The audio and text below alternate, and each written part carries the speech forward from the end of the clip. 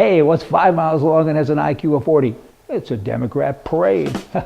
Just sharing with you, son of a gun. America, they're talking a lot these days, they be the politicians, about the jail system. And the poor inmates, and the governor of California said, hey, you poor guys, you know what? We got to do something with you, so we don't know what. Oh, I know. So he says, we're going to let you all go, and that's what he's doing. Over 1,400 lifers. These are people who are in jail forever for committing serious crimes. Murderers, rapists.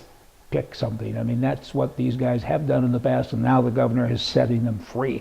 Because you're doing triple bunking here, we have no room for you. 3 guys to a room, that's pretty sad. Prison gyms have been turned into dormitories. Inmates are being shipped out of state and so on. So we got to look after you as we're turning you out. Go back out and hope we don't see you again. We all know that statistically you're going to see most of them again. That's Russian roulette with public safety. You know, catch and release, good grief. What is wrong with these people? They just kind of keep on walking among us, these dumb politicians. Now, jails cost $78,000 a year, I'm talking federally now, to house someone in the federal system. That's in solitary confinement, which is a very small little room, and nobody goes there. They put food under the door once a day or something like that, or whatever you see in the movies.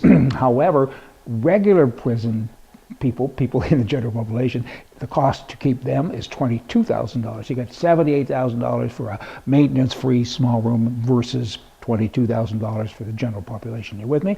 Okay, let's see if we get this right. If you move into a smaller house, you have smaller payments. If you have a smaller car, you use less gasoline, you have smaller payments, is the theory. And if you eat less, you weigh less, another theory. But if you have a smaller jail cell, everything costs 3 times more. Oh boy, only the government can figure that out. In Ottawa, swindling senators, bureaucrats, politicians, bad politicians, they continue to practice there. Can anyone honestly say that you need Senate reform? Since reform only gives the appearance of changing, the dishonesty that will continue to exist, electing politicians certainly is not proven to prevent unethical or criminal behavior. By dismantling the Senate, you'd only save hundreds and hundreds of millions in salaries, perks, and expenses by the remaining 105 currently appointed senators, not to mention ending the years of patronage and theft that goes on with the entitlements that they all get, right? Recently, there was a senator that was in his 70s, and he married a girl in her 20s, and when he dies, and he will soon die, he's in his 70s, statistically he won't be around forever, she, nobody even knows her name hardly, she will continue to get his pension, his entitlement, until she dies of old age. Holy, could you get that? Reform is kind of like a diet, you know, it works for a while, and most often it doesn't stick. People gain their weight back. Reform is like that. What you got to do is fix the problem.